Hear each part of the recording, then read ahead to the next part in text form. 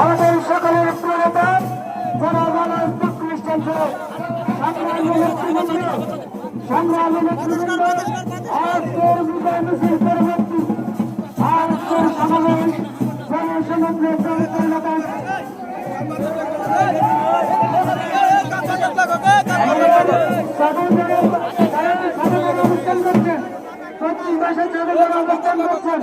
আপনাদেরকে বিনয় শত করবো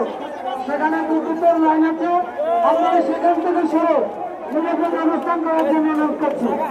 সংগ্রামী নেতৃবৃন্দ আজকে আপনাদের উপস্থিতি প্রমাণ করে